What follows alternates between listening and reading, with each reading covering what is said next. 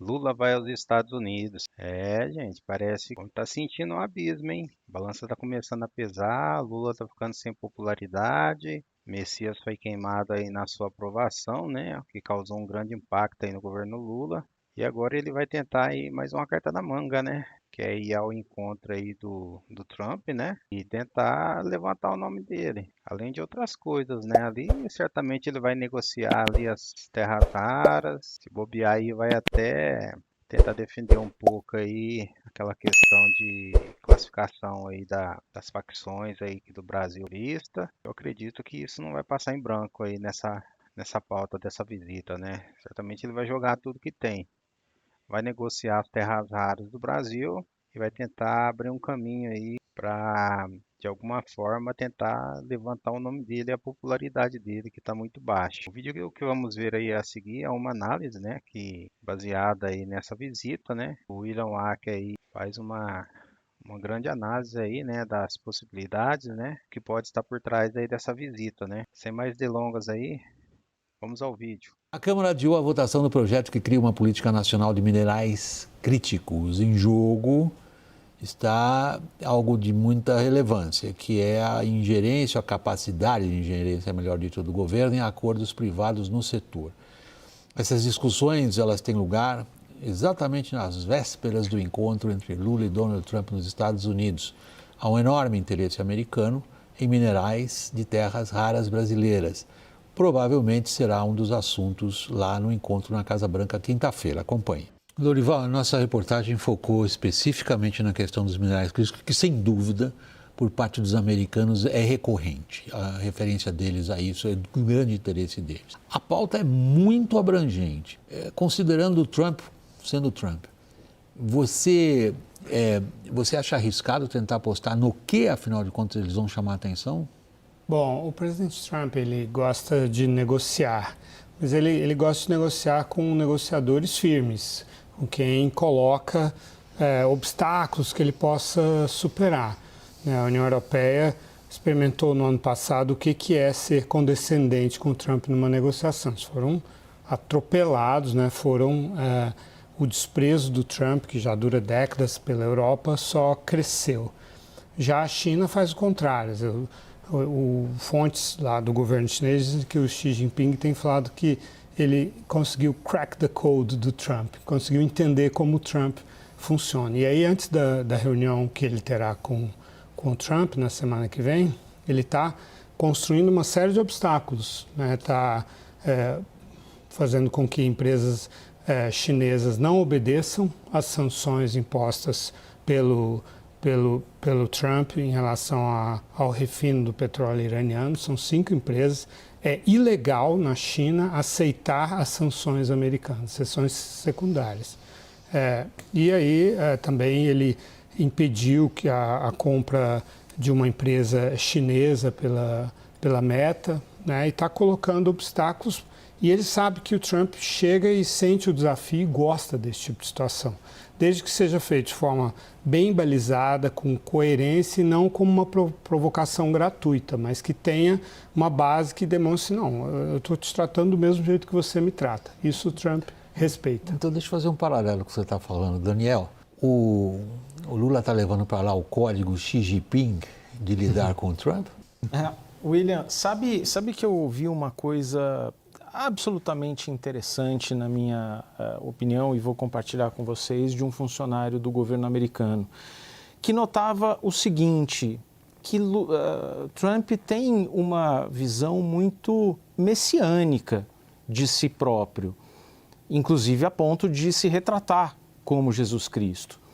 E nessa visão messiânica, ele se entende, se enxerga fazendo história em diversos momentos. E um dos momentos em que ele acredita piamente que fez história foi na Assembleia Geral da ONU, no ano passado, naquele discurso em que o teleprompter falhou, a escada rolante já tinha falhado, e ele expôs para o mundo todo, na cabeça dele, em um discurso de quase 1 hora de duração, como o sistema multilateral havia implodido para a emergência, para a ascensão de um novo sistema, de uma nova regra do mundo calcada pelos interesses americanos. E Trump pega esses momentos em que ele se vê fazendo história, momentos muito especiais para ele, e tem uma referência positiva, imensamente positiva, daqueles que estão à sua volta. Isso já tinha acontecido, por exemplo, quando ele sofreu aquele atentado no comício em que ele quase morreu. Na ONU, a última pessoa com quem Trump se encontrou antes de subir ao púlpito, na Assembleia Geral, foi com Lula. Então, que a memória afetiva de Trump com relação a Lula é tremendamente positiva. Não importa o que a turma do MAGA diga, não importa se Jameson Greer tenha voltado da reunião na OMC e dito, olha, agora tudo no USTR sobre Brasil passa por mim, que no final das contas, Trump tem uma memória afetiva positiva sobre Lula. Tanto que Trump nunca se refere a Lula nominalmente. Pode reparar, assim como ele muitas vezes não se lembra de quem são os líderes mundiais. Ele se lembra de Xi Jinping, de Vladimir Zelensky, se lembra de Giorgia Meloni, talvez. Ele só se refere a Lula como o presidente do Brasil e se refere de forma positiva. Essa é a explicação que me foi dada por um funcionário americano que vê nessa relação uma questão afetiva que transcende todos os conselhos à volta de Trump. Bom, já que o Daniel Rienzi está usando esse funcionário americano para fulanizar o problema, vamos então fulanizar ainda mais. O que o Lula nutre o quê pelo Trump? Olha, acho que essa é uma pergunta muito boa e para respondê-la de maneira efetiva, acho que a gente tem que fazer um resgate da forma como o Lula se sente à vontade nesse cenário internacional. Que em algum sentido significa dizer o quê? Lula também, em determinado sentido, olha para si mesmo e enxerga a sua biografia como marcador de uma história pessoal que nasce na miséria e chega ao Palácio do Planalto, mas também uma história pessoal que, em algum sentido, na sua percepção, e aqui vamos usar um dos jargões dos discursos, nunca antes na história desse país, coloca o Brasil de um país que poderia ser visto como insignificante ou pouco significante internacionalmente, é um país respeitado. Isso, inclusive, foi muito bem explorado. Se a gente lembrar o momento seguinte desse encontro muito bem narrado pelo Daniel, o Lula estava esfuziante nas Nações Unidas, dizendo, feliz, rindo, dialogando com os jornalistas, dizendo, olha, eu acho que rolou uma química mesmo, né? Eu creio que ele vai na bagagem com a ideia de que, mais uma vez, ele será tratado por uma grande liderança internacional com a deferência que ele acredita que merece ter, tendo em vista que ele colocou o Brasil, na sua concepção e daqueles que estão próximos dele, de uma divisão intermediária para uma primeira divisão daquilo que são as decisões, os negócios e a arena internacional como um todo. Caio, com que espírito Lula vai à luta? William, a gente está falando também de um político experiente, né? 80 anos, mais de 50 de carreira política, então não dá para dizer que o Lula é bobo e do outro lado não tem bobo também. Então são dois encontros ali de pessoas experimentadas, talhadas já, que já superaram desafios e obstáculos ao longo da carreira. Acho que ele está indo com esse espírito, pelo que eu sinto aqui. Os diplomatas no entorno do presidente da República entraram num modo aqui virando noite praticamente, justamente para preparar o presidente, treinar o presidente ali com os argumentos, o que está na mesa. Na verdade, é vista como uma negociação consequente de negociações que já estão em curso desde o ano passado. Então, o presidente, primeiro, sabe que está sentando com a possibilidade de ter uma armadilha, de ter algum constrangimento, porque o presidente Trump já fez isso com outros aliados e com outros presidentes e chefes de Estado. Então está indo com essa percepção também de que isso pode acontecer e se preparando para reagir também para essa situação. Embora isso não seja esperado, mas é uma possibilidade que está no cardápio e ele está alertado sobre isso. Do ponto de vista de conteúdo, está sendo brifado sobre as principais agendas que o Brasil tem em relação aos Estados Unidos. A principal, do nosso ponto de vista, é tentar frear o avanço da investigação da seção 301 para impedir o retorno de um tarifaço. Essa é a nossa grande demanda que será apresentada. E do ponto de vista de minerais críticos, que é o que o presidente está sendo brifado, que vai ouvir, certamente irá ouvir do presidente Donald Trump, sim, que aqui o Brasil está evoluindo justamente aqui nessa semana aqui no Congresso, no seu Programa Nacional para Minerais Críticos. Então, está se preparando, está ciente das armadilhas e também está ciente de que, saindo de lá, contando que a semana passada muitos dos analistas e a percepção no Brasil é de um governo Lula 3 que acabou, também pode ser uma oportunidade de reafirmar a soberania, a defesa dos interesses nacionais, no momento em que ele está acuado no corner político doméstico brasileiro. Era justamente esse ponto que você estava me sinalizando que você queria agora trilhar esse caminho que o Caio sugeriu. O que é que o Lula tem para colocar na mesa do ponto de vista das relações comerciais, sobretudo, Thaís? Essa é a grande expectativa. Eu conversei com vários empresários que estão envolvidos nesse processo da 301, né? Especialmente daqueles setores que ficaram mais tempo com o tarifaço, só foram liberados quando houve a decisão da Suprema Corte Brasileira e a expectativa... Da Suprema Corte Americana, sim, desculpe.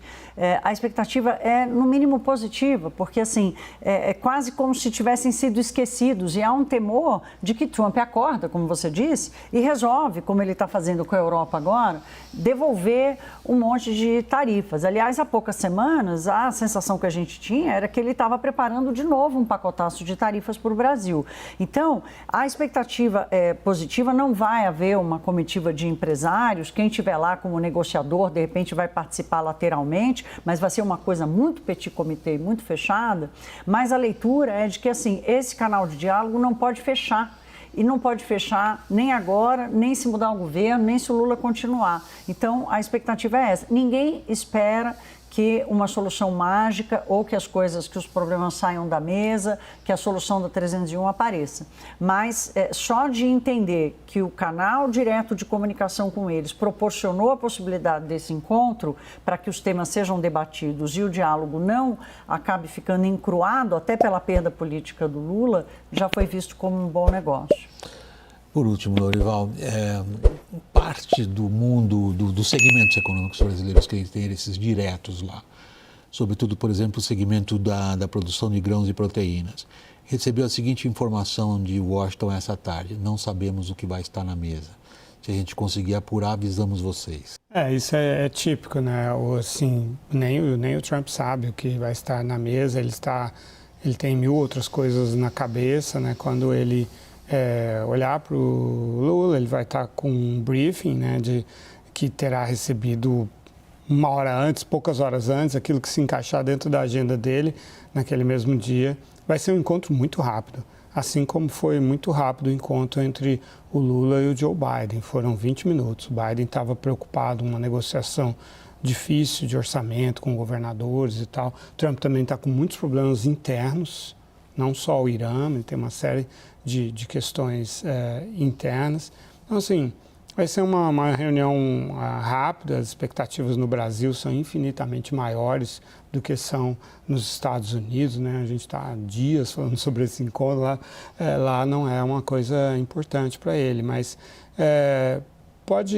existem por isso mesmo oportunidades, assim como ele é muito intuitivo, e é isso. Acho que o que o presidente Lula tem que ter em mente é que, e o Lula tem muita experiência com isso, com negociação e tal também, é que o Trump é um negociador. Ele quer anunciar alguma coisa que seja interessante, que o coloque bem na fita, o deixe bem na fita. Pode ser minerais críticos. Acho bem ruim essa proposta do Conselho, essa ideia de que empresas estrangeiras não podem ser donas de coisas aqui. Você tem que ter uma regulação forte. Você tem como controlar tudo, exportação, importação, royalties. Você pode controlar tudo. A titularidade da empresa não tem a menor importância, mas isso é muito a visão da esquerda brasileira, do Lula e tal. Esse tipo de visão pode ser um obstáculo. Seria interessante se o Lula chegasse um pouco mais aberto e querendo ouvir mais do que falar. O Daniel tem uma última informação para a gente encerrar, Daniel? Eu falava há pouco no Palácio do Planalto, William, muito rapidamente, não existe a menor possibilidade de se anunciar um acordo sobre minerais críticos e terras raras, isso não está maduro o suficiente. Além de comércio, nossos interesses na seção 301 e Big Techs, Lula está sendo muito orientado a tratar de combate ao crime organizado. e dizer que o governo brasileiro está muito interessado em chegar às cabeças do crime organizado. Nesse aspecto, ele pode mencionar com Donald Trump uma repatriação, uma volta, uma captura, vamos dizer assim, de Ricardo Magro, que é o dono da Refit, que está fechada e hoje mora em Miami, foi pego por operações da Polícia Federal. E está sendo aconselhado também a evitar, se possível, o tema Venezuela com Donald Trump. Pessoal, muito boa a análise do jornalista aí, mas eu vou ter que discordar um pouquinho aí da opinião do último ali, né? Eu acho que se o Lula tiver oportunidade, ele não vai perder a chance de negociar as terras raras aí como moeda de troca para conseguir do Trump alguma coisa que o favoreça, né? E a gente torce para que não seja essa questão que envolve a classificação da facção aí como grupo terrorista. Não duvido também que ele se utilize dessa questão das terras raras aí para favorecer isso. Da mesma forma que existe pressão da população, nunca sabe o tipo de pessoa o PT se envolve, né? Aliás, a gente sabe muito bem, né, até que nível eles são capazes de chegar, né? Não se quer citar aqui, embora a gente já tenha visto em muitas reportagens investigativas, muitas questões de jornalistas, de políticos que são punidos por dar a sua opinião daquilo que tem prova na mídia e já postada. Então, vamos nos dar o direito de ficar no nosso cantinho aqui quando se trata de dar essas opiniões. A gente sabe a força que o PT tem em relação à justiça brasileira, né?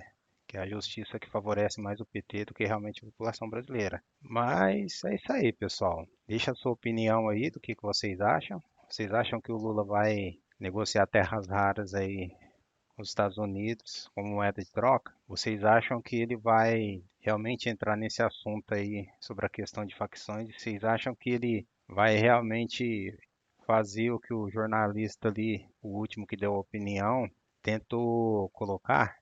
Como se ele chegasse lá orientado a falar que está acessível, né, a de repente aceitar que de facções, né, sejam classificados como terroristas. Duvido demais, né, de uma questão dessa. Duvido muito. E já deu até para perceber ali que aquele jornalista, vocês perceberam também, ele tentou resumir, né, o peso da questão da facção e jogou no nome daquele que está sendo investigado, que ele citou ali no final da reportagem, né? Quer dizer, ele mesmo já tentou apagar ali um incêndio sobre a questão da facção, né? Então, meu doutor, esquerdista é esquerdista. Bom, pessoal, esse foi o vídeo de hoje. Inscreva-se aí no nosso canal, deixe sua opinião, compartilhe nosso conteúdo, ajuda o nosso canal aí a crescer. Um abraço e até o próximo vídeo.